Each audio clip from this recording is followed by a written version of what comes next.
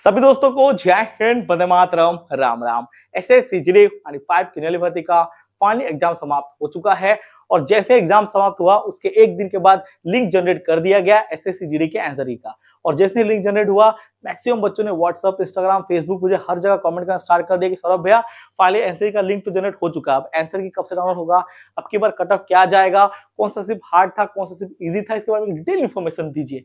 तो फाइनली आप सभी के लिए मैं डिटेल इन्फॉर्मेशन वाली वीडियो लेके आ चुका हूं। अगर इस चैनल पर नया चैनल को सब्सक्राइब जरूर करना और दोस्तों वीडियो को लाइक करना मत भूलना, क्योंकि जब आप चैनल को सब्सक्राइब और वीडियो को लाइक करते तो मुझे मोटिवेशन मिलती है इस टाइप की वीडियोस बनाने के लिए। मैं बता दूं एसएसजीडी जैसे ही कल आंसर का लिंक आया था सबसे पहले मैंने अपने टेलीग्राम चैनल पे इसका अपडेट दे दिया। आप देख सकते हैं रात के 8 बजे आया था, मैंने रात के 8 बजे यहाँ पे लिंक प्रोवाइड कर दिया था। तो अगर अभी तक आपने मेरे टेलीग्राम चैनल को ज्वाइन नहीं किया जाकर टेलीग्राम चैनल को ज्वाइन कर लो कि एसएसजीडी के जब भी आंसर किया आएगा सबसे पहला लिंक और सबसे पहला अपडेट आपको मेरे टेलीग्राम चैनल पे ही दिखेगा। तो टेलीग्राम चैनल को ज्वाइन करना मत भूलना। और दोस्तों जो मैंने कल लिंक प्रोवाइड किया था फाइनली वो लिंक क्लोज हो चुका है और उसमें आज का डेट यहाँ पे शो कर रहा है। तो क्या आपके आंसर की आज ही आ जाएंगे कि कल आएगा कि परसों आएगा, कब आएगा? मैं बता दूं दोस्तों जब भी एसएसजीडी का एग्जाम खत्म होता है तो इस टाइप का दोस्तों लिंक आता है और लिंक दोस्तों आपके एक्सपायर वगैरह होते हैं, लिंक में डेट वगैरह चेंज होते रहता है। तो दोस्तों मैं बता दूं ये सब एक्सपेरिमेंट होता है इसी की तरफ से। वो जब आपका आंसर की जारी करनी होती है तो 2-3 बार एक्सपेरिमेंट करती है और ये सब ट्रायल लिंक होते हैं। तो आपका एसएसजीडी का जो आंसर की होगा वो 1 मार्च तक ही आएगा, उससे पहले आने के बहुत ही कम चांस है क्योंकि 3 से 4 दिन लग जाता है। बहुत मैक्सिमम बच्चों ने एग्जाम दिया, ऐसा नहीं 1-2 बच्चों ने एग्जाम दिया। तो मार्च 1 तारीख तक तो आपका एसएसजीडी का आंसर की आएगा और डेट वगैरह ऐसे चेंज होते रहेंगे। आज का डेट दिखा रहा है फिर कल का डेट दिखाएगा, ऐसे डेट वगैरह ये चेंज होते रहेंगे। तो इसके लिए परेशान नहीं हो, लेकिन हाँ जो कल लिंक में क्लिक करने से आपका नाम, रोल नंबर वगैरह और यहाँ पासवर्ड वगैरह मारने के लिए बता रहा था, अभी देखो वो क्लोज हो चुका है और ऐसे ही क्लोज होता है। और इसके बाद भैया आपके आंसर की भी आ जाएंगे, टेंशन की जरूरत नहीं है। 1 मार्च के भीतर आप सभी का आंसर की आ जाएगा एसएसजीडी का, तो उसके लिए बिल्कुल परेशान होने की जरूरत नहीं है। सभी के सभी भैया जितने भी इंतजार कर रहे हैं बिल्कुल आपको परेशान नहीं होना। मार्च 1 तारीख तक ही आपके आंसर की आएगा, उससे पहले आंसर के आने के बहुत ही कम आसार है। ठीक है, मार्च 1 तक आपके आंसर की आ जाएंगे एसएसजीडी का। इसी के साथ दोस्तों मैं एक चीज और बता दूं, मैक्सिमम कल मैंने वीडियो बना के आपको इन्फॉर्मेशन दी थी कि एक सेंटर है जहां पे आपके एसएसजीडी का एग्जाम वगैरह कैंसिल हुआ था। कौन सा सेंटर है ये? आईपीएस कॉलेज इंदौर का। तो मैक्सिमम बच्चों ने मुझे वहां पे कमेंट किया कि सौरभ भैया हाँ सच में एग्जाम कैंसिल हुआ था, पर कुछ बच्चों का ये भी कहना था कि जिस दिन एग्जाम कैंसिल हुआ उसी के 3rd शिफ्ट खत्म होने के बाद 4th शिफ्ट में इस एग्जाम को कंडक्ट करा दिया गया था। तो इसका कोई ऑफिशियल नोटिस वगैरह तो इसकी तरफ से देखने को नहीं मिला, लेकिन अगर एग्जाम सच में कंडक्ट करा दिए गए होंगे तो फिर कोई टेंशन की जरूरत नहीं है। मार्च 1 तारीख के भीतर आपके एसएसजीडी का आंसर किया जाएगा 100%। और अगर दोस्तों कुछ इशू वगैरह होगा तो ये डेट थोड़ा मोड़ा आगे पीछे हो सकता है, तो इसके लिए परेशान नहीं होना है। ठीक है, लेकिन आज का जो डेट दिखा रहा है मेरे अकॉर्डिंग दोस्तों वो डेट ऐसे ही चेंज होते रहेंगे और मार्च 1 तक आपके आंसर की आ जाएगा एसएसजीडी का 2025 वाली भर्ती का। ठीक है, बिल्कुल परेशान नहीं होना क्योंकि प्रीवियस ईयर में 4 दिन का टाइम लगा था और ऐसे मिनिमम 3 से लेकर 4 दिन का टाइम लेता ही है, ये कोई बहुत बड़ी चीज नहीं है। अगर हम लोग कट ऑफ की बात करें, कट ऑफ आपकी बार क्या जाएगा हार्ड शिफ्ट, इजी शिफ्ट वाले। देखिए मैंने आप सभी के लिए वीडियो बना के इन्फॉर्मेशन दी थी कि ये हार्ड शिफ्ट है दोस्तों, और ये हार्ड शिफ्ट में जिन बच्चों ने पेपर दिया है उनका नॉमिनेशन में अच्छा खासा नंबर बढ़ेगा। पर ये मेरे अकॉर्डिंग दोस्तों हार्ड शिफ्ट है, एसएससी के अकॉर्डिंग नहीं है। जब तक आपका आंसर की नहीं आता है तब तक आप एसएससी के अकॉर्डिंग नहीं बता सकते, लेकिन मेरे अकॉर्डिंग मैंने रिव्यू वगैरह किया है, एसएसजीडी के जितना भी एग्जाम हुआ है सारे पेपर का एनालिसिस किया है, तो मेरे अकॉर्डिंग ये दोस्तों आपके हार्ड शिफ्ट है। इसमें नॉमिनेशन का थोड़ा मोड़ा अच्छा खासा नंबर मिलेगा, लेकिन जो इजी शिफ्ट में क्या उसमें नॉमिनेशन का फायदा नहीं मिलेगा, 100% मिलेगा। क्योंकि नॉमिनेशन का जो फायदा होता है ना वो शिफ्ट वाइज, ठीक है, आपके क्वेश्चन वाइज रहता है। शिफ्ट और क्वेश्चन वाइज जब रहता है तो ये तो शिफ्ट वाइज हो गया, क्वेश्चन में कौन सा क्वेश्चन हार्ड था, कौन सा क्वेश्चन इजी था, कितने बच्चों ने कौन सा क्वेश्चन ज्यादा अटेंड किया है, कौन सा कम अटेंड किया है, उस पे भी नॉमिनेशन होगा। तो जो इजी शिफ्ट वाले हैं उनका भी नॉमिनेशन में नंबर बढ़ेगा और हार्ड शिफ्ट वालों को बढ़ेगा, हार्ड शिफ्ट को थोड़ा ज्यादा फायदा मिल सकता है। ठीक है, और मैं बता दूं बहुत लोग बोले थे कि आपकी बार कट ऑफ क्या बहुत ही ज्यादा हाई चल जाएगा सौरभ भैया। जी नहीं, कट ऑफ उतने हाई नहीं जाने वाले। 2024 में जो पेपर हुआ था एसएसजीडी का वो पेपर के लेवल से थोड़ा सा अपर लेवल पेपर आया हुआ था एसएसजीडी 2025 वाली भर्ती का। थोड़ा सा आपका हार्ड पेपर आया हुआ था 24 वाले पेपर के अकॉर्डिंग।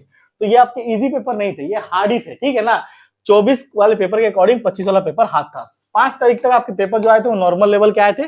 5 तारीख के बाद दोस्तों एसएसजीडी के 2025 वाला पेपर है वो थोड़ा सा हाई गया था और ज्यादातर 2 टॉपिक में बहुत ज्यादा मैक्सिमम बच्चों को हार्ड ही लग रहे थे। एक था दोस्तों आपका मैथ और दूसरा दोस्तों आपका था जीके जीएस।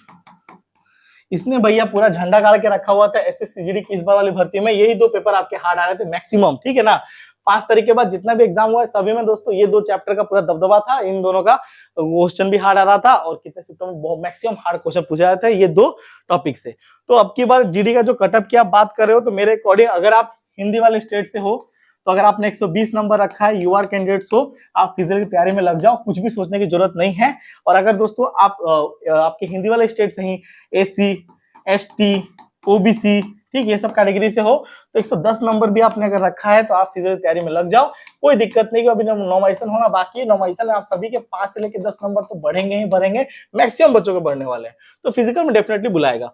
इसके बाद दोस्तों जो हमारे नॉन हिंदी वाले स्टेट है, अब ये है दोस्तों, अगर आपका 100 नंबर से लेके 110 नंबर तक बन रहा है तो आप बिल्कुल फिजिकल तैयारी में लग जाओ। यूआरएस में बात कर रहा हूं, कोई टेंशन की जरूरत नहीं है। इसी के साथ अगर आपका 90 भी है या 80 भी बन रहा है, ठीक है, आप नॉर्थ ईस्ट वाले एरिया से बिलोंग करते हो, ठीक है, तो आप लग जाओ फिजिकल तैयारी में, बिल्कुल सोचने की जरूरत ही नहीं। इसमें भी दोस्तों बॉर्डर एरिया, नक्सल एरिया का और भी कम कटअप जाता है, तो मिनिमम अगर 80 से ऊपर आपने रखा है ये सब एरिया से, नक्सल एरिया, बॉर्डर एरिया, ठीक है, नॉर्थ ईस्ट वाले, नॉन हिंदी वाले एरिया से, तो आप फिजिकल तैयारी करो, बिल्कुल भी सोचने की जरूरत नहीं है। क्योंकि देखिए, आपको मेहनत करनी है, मेहनत आप करोगे तो वर्दी आपको मिलेगी, मुझे नहीं मिलेगी, ना ही और किसी को मिलने वाली है, क्योंकि मेहनत आपकी है तो सिलेक्शन भी आप ही का होगा और किसी का नहीं होने वाला। लेकिन सिलेक्शन तब होगा जब आप मेहनत करो, किसी की बात मत सुनो, क्योंकि किसी को फाइनली नहीं पता कट ऑफ क्या जाएगा क्या नहीं, वो एसएससी डिसाइड करेगी।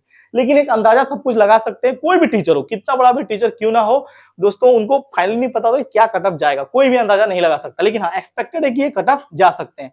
तो मेरे अकॉर्डिंग दोस्तों इतना है, तो आप फिजिकल तैयारी में लग जाओ, क्योंकि अभी अगर फिजिकल तैयारी नहीं करोगे, बाद में जब फिजिकल का डेट आ जाएगा तो आप पछता के भी क्या कर पाओगे उस टाइम पे यही तो डायलॉग होगा कि अब पछतावे होत का जब चिड़िया चुग गई खेत। अगर हम भैया पहले ही तैयारी कर लेते तो अब हमें पछता के क्या फायदा, अब तो हमारा कुछ नहीं होने वाला। तो बाद में पछताने से अच्छा अभी मेहनत करो। जिन लोगों का इतना नंबर आ रहा है, नॉर्मली हिंदी वाले से 20 नंबर तक बन जा रहा है, एसी एसटी ओबीसी 10 नंबर तक बन जा रहा है, तो तैयारी में लग जाओ फिजिकल के लिए। और नॉन हिंदी वालों का अगर दोस्तों 90 से लेके 110 के बीच में आपका है, तो भैया लग जाओ तैयारी में, सोचना क्या, फिजिकल तैयारी करो, आपको पक्का फिजिकल में बुलाया जाएगा। फाइनल मेरिट का मत सोचो, अभी आप फिजिकल का सोचो, क्योंकि आप जब फिजिकल क्लियर करोगे इसके बाद ही आपका फाइनल मेरिट में सिस्टम वाला कुछ भी होने वाला है। तो तैयारी में लग जाओ सभी के सभी जी और जान से, और जब आप अपना 100% देते हो ना, तो भगवान भी अपना 100% देता है आपको।